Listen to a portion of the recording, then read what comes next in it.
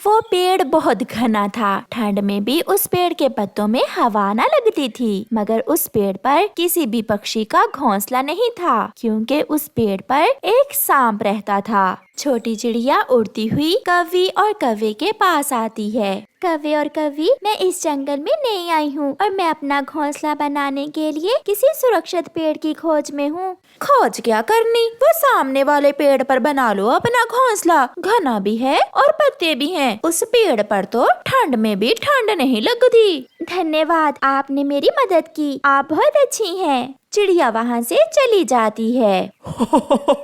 गोरी गोरी, अब खाएगा वो बड़ा सांप छोटी चिड़िया को।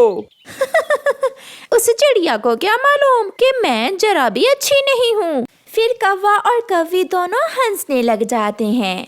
चिड़िया घास इकट्ठा करती है, छोटे छोटे तिनके लाती है और अपना घोंसला बनाने का काम शुरू करती है। पेड़ की खोखर में बैठा हुआ सांप भी चिड़िया को देख लेता है। ये तो अकेली है, ना अंडे ना बच्चे। अगर अंडे होते तो क्या ही बात थी।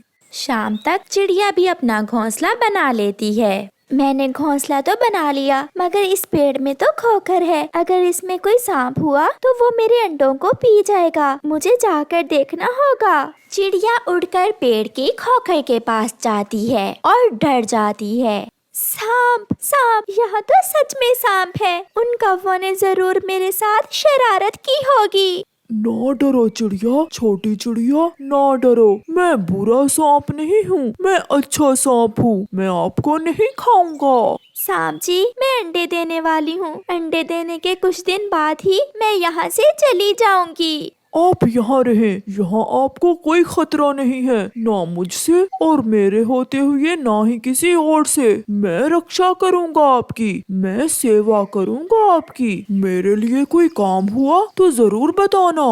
आज पहली बार देखा है कि सांप अच्छे भी होते हैं। जैसे इंसान बुरे और अच्छे होते हैं, जैसे चिड़िया बुरी और अच्छी होती हैं, कौवे बुरे और अच्छे होते हैं, ऐसे ही सांप भी बुरे और अच्छे होते हैं। आज से मैं तुम्हारा दोस्त हूँ। फिर चिड़िया वहाँ से उड़कर अपने घोंसले में बैठ जाती है। तुझे मैं नहीं खाऊंगा छोटी चिड़िया, मैं तो तुम्हारे ताजे ताजे अंडे पीऊंगा। हो हो हो हो हो हो हो। दिन गुजरते के कभी चिड़िया अपने दोस्त सांप के लिए कोई फल लेकर आती, तो कभी सांप भी अपनी झूठ मूठ की दोस्त के लिए दाना ले आता। कौवा और कौवी ये सब देखकर बहुत हैरान थे कि इतने दिन गुजर गए, मगर अभी तक सांप ने चिड़िया को खाया क्यों नहीं है। एक दिन गोरी कौवी चिड़िया से कहती है, चिड़िया, वो सांप तुमसे क्या बातें करता है? वो तो बहुत खतरनाक है। कवि, वो सांप खतरनाक होगा तुम्हारे लिए या फिर दूसरे पक्षियों के लिए। मेरा तो वो दोस्त बन गया है। ये देखो, ये दाना मेरा दोस्त सांप ही लाया है मेरे लिए। अभी वो नदी पर पानी पीने गया है और मैं उसके घर का ख्याल रख रही हूँ। ये सुनकर गोरी कौवी तो हैरान हो जाती है। दोस्ती, एक पक्षी की सांप से कैसे दोस्ती हो सकती है? क्यों नहीं हो सकती? वो सांप तो बहुत अच्छा है, वो मेरा बहुत ख्याल रखता है। तुमने बहुत अच्छा किया जो मुझे इस पेड़ पर घोंसला बनाने का मशवरा दिया। धन्यवाद गोरी बहन। ये सब सुनकर गोरी कौवी वहाँ से चली जाती है। गोरी, क्या कहा चिड़िया ने? कालू जी, मैं तो हैरान हूँ और परेशान भी। उस चिड़िया की तो सांप से दोस्ती हो गई है। ऐसा कैसे हो सकता है भला? इससे तो अच्छा था कि हम ही उस सांप से दोस्ती कर लेते। सब डरते हमसे फिर। वो तो एक अच्छा सांप है, हम तो ऐसे ही डरते रहे उस सांप से। तो क्या है, हम भगा देंगे उस चिड़िया को वहाँ से और हम करेंगे दोस्ती उस सांप से। 3 दिन गुजर जाते हैं और चिड़िया 2 सुंदर सुंदर से अंडे देती है जो सफेद थे। सांप तो अंडे देखकर चिड़िया से भी ज्यादा खुश था। मेरा इंतजार खत्म हुआ। कई सालों के बाद ताजे ताजे अंडे पीऊंगा। मैं पहले पानी पी लूंगा और फिर बाद में अंडे पीऊंगा, ताकि अंडों का स्वाद मेरे मुंह में कई दिन तक रहे। जालिम सांप ऐसे खुद से बातें करता है। मैं अपने अंडों को अकेला छोड़कर कैसे भोजन लेने जाऊं? तुम अकेली नहीं हो दोस्त, मैं बैठ जाता हूँ तुम्हारे अंडों के पास और तुम अपना भोजन ले आओ। हाँ सांप दोस्त, आप तो मेरे दोस्त हो। ऐसे सांप अंडों के पास आकर बैठ जाता है और छोटी चिड़िया अपने भोजन के लिए निकल जाती है। थोड़ी दूर जाकर चिड़िया के दिल में ख्याल आता है, वो सांप है और मैं चिड़िया, कहीं उसे भूख लगी तो वो मेरे अंडे ही न पी ले। चिड़िया का दिल डर रहा था। डरती हुई चिड़िया रास्ते से ही वापस आ जाती है। अब तक तो चिड़िया दूर निकल गई होगी। मेरी बरसों की इच्छा पूरी होने वाली है। मैं पहले नदी से पानी पियाऊं और फिर चिड़िया के आने से पहले पहले चिड़िया के तीनों अंडे ही पी लूंगा। सांप नदी से पानी पीने चला जाता है। थोड़ी ही देर बाद चिड़िया भी वापस आ जाती है। सांप दोस्त तो यहाँ नहीं है। अगर उसे मेरे अंडों की चिंता होती तो वो कभी मेरे अंडे छोड़कर ना जाता। दूसरे पेड़ पर गोरी कव्वे ने भी 2 अंडे दिए थे। वो अपने पति कालू कव्वे से कहती है, कालू जी सुनो, इस पेड़ पर मुझे रात को बहुत ठंड लगती है। तुम जाओ और चिड़िया को वहाँ से भगा दो और हम अपना घोंसला उठाकर उस पेड़ पर ले जाते हैं। हाँ गोरी, अब तो हमें सांप से भी कोई खतरा नहीं है। जैसे उसने चिड़िया से दोस्ती की, ऐसे ही वो हमसे भी दोस्ती कर लेगा। फिर कालू कौवा चिड़िया के पास जाता है। चिड़िया रानी, अब तुम्हारा यहाँ से जाने का समय हो गया है। क्या मतलब कव्वे भैया, मैं समझी नहीं आपकी बात। मेरी पत्नी ने भी 2 अंडे दिए हैं और हम ठंड के दिनों में इस पेड़ पर रहते हैं। तुम किसी और पेड़ पर चली जाओ। मगर आपने खुद मुझे कहा था इस पेड़ पर घोंसला बनाने को। और अब जाने का भी तो मैं खुद ही कह रहा हूँ। चुपचाप यहाँ से चली जाओ। ज्यादा चू चू मुझे पसंद नहीं है। करती भी तो क्या, चिड़िया बेचारी रोते हुए अपना घोंसला उठाकर वहाँ से चल देती है।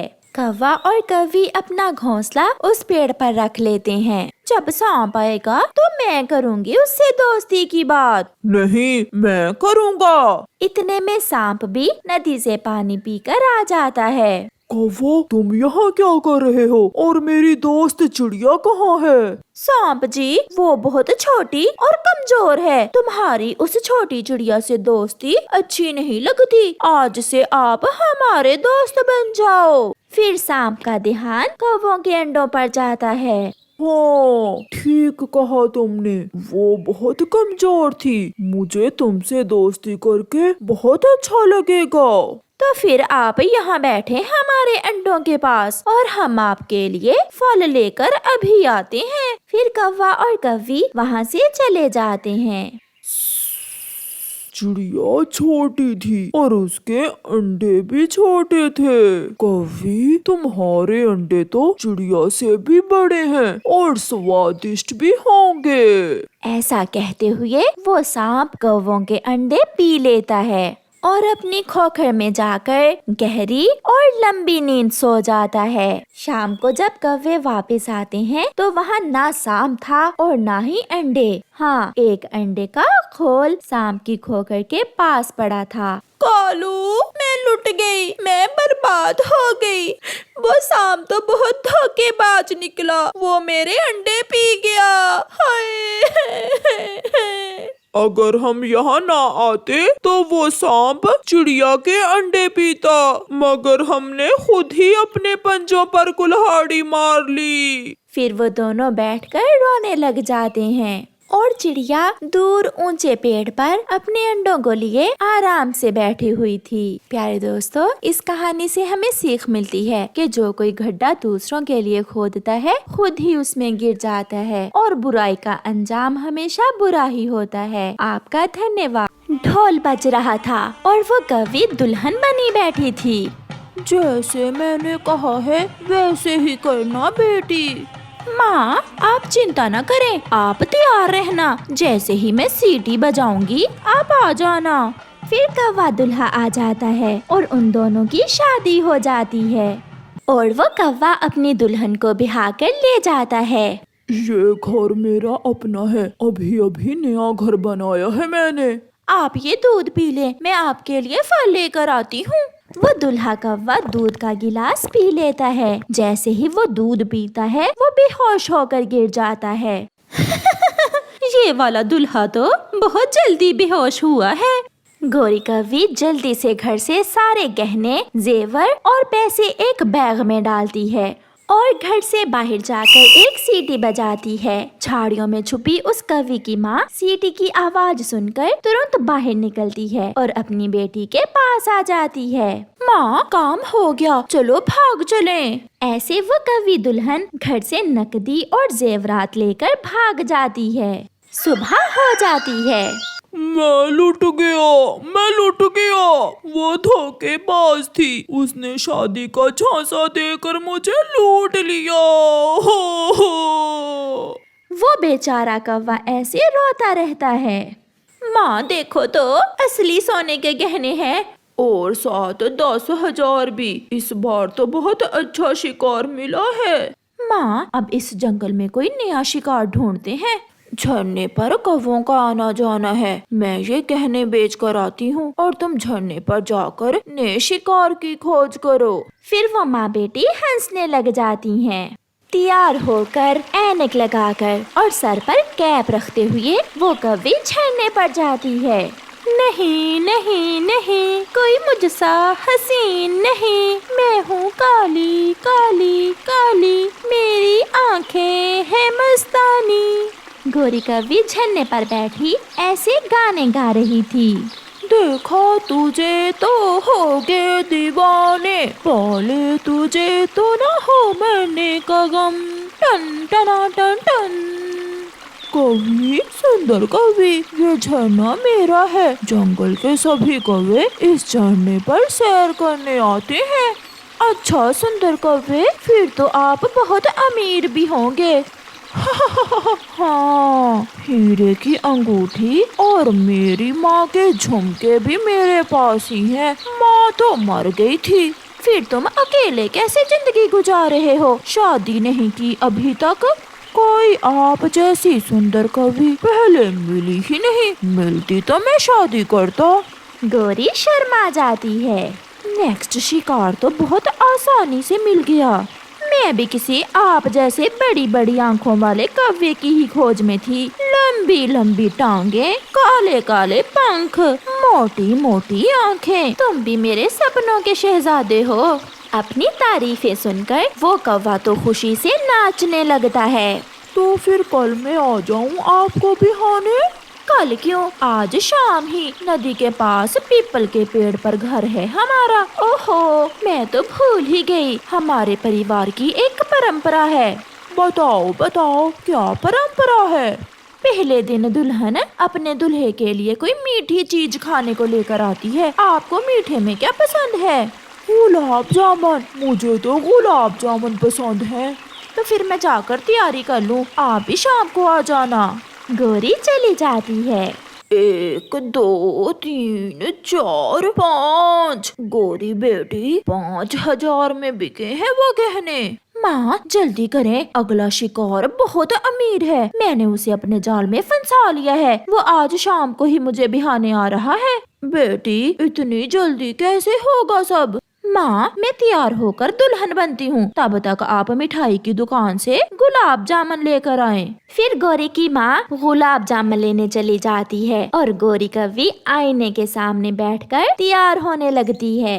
हाँ, ला ला ला ला, मोटी मोटी आंखें, लंबी लंबी टांगे। मैंने तो पहले कभी खुद पर इतना गौर ही नहीं किया। मैं तो बहुत सुंदर हूँ। ऐसे सोचते हुए वो कौवा भी तैयार हो रहा था। फिर शाम को गौरी कव्वी दुल्हन बने अपनी माँ के साथ अपने दूल्हे का इंतजार करने लगती है। माँ, गुलाब जामुन में बेहोश करने वाली दवा मिला दी है ना? हाँ बेटी, मैंने दवा मिला दी है, मगर अभी तक वो कौवा आया नहीं। माँ, वो जरूर आएगा। जितनी तारीफें की है मैंने उसकी, वो जरूर आएगा। वो अपने घर के बाहर बैठी हुई थीं। दूर से गौरी कव्वी दुल्हन एक कौवे को सर पर पगड़ी पहने हुए आता देखकर खुशी से उछलने लगती है। माँ आ गया, वो पागल लुटने के लिए आ गया। सॉरी, मुझे थोड़ी देर हो गई। नो प्रॉब्लम मेरे दुल्हा जी। फिर उनकी शादी हो जाती है। ये लो गोरी बेटी, ये गुलाब जामुन साथ ले जाओ। ऐसे वो कौवा अपनी नई नवेली मगर फराडन दुल्हन को साथ लेकर चला जाता है। क्या मैं सच में बहुत सुंदर हूँ? तो और क्या, पूरे जंगल में कोई भी कौवा तुम जैसा नहीं है। आपने वो हीरे की अंगूठी और अपनी माँ के गहने कहाँ रखे हुए हैं? दुल्हन जी चिंता ना करो, मैंने वो उस संदूक में संभाल कर रखे हुए हैं। आप तो बहुत सियाने हैं। ले ये गुलाब जामुन खा लें, मैंने अपने हाथों से बनाए हैं आपके लिए। वो कौवा एक ही गुलाब जामुन खाता है और वहीं गिर जाता है। लगता है माँ ने बेहोश करने वाली दवा कुछ ज्यादा ही मिला दी थी गुलाब जामुन में। गोरी कौवी जल्दी से संदूक खोलती है और सारा माल समेटकर एक थैली में डालती है। माफ करना बुड्ढे कौवे, मेरा तो धंधा ही यही है, ये प्यार व्यार हमसे नहीं होता। गोरी वहाँ से भाग जाती है। मैं लुट गया, वो कौवी तो धोखेबाज थी, वो मुझे चूना लगा गई, हाय मेरी किस्मत। गोरी और उसकी माँ अगले जंगल में नए शिकार के लिए पहुँच गई थीं। 2 दिन बाद गोरी कौवी और उसकी माँ नदी पर बैठी हुई थीं कि वहाँ एक कौवा आ जाता है। आप नहीं आई हैं इस जंगल में? हाँ बेटा, ये मेरी बेटी है, हम आज ही आए हैं इस जंगल में। मैं अपनी बेटी की शादी करने के लिए कोई कौवा ढूंढ रही हूँ।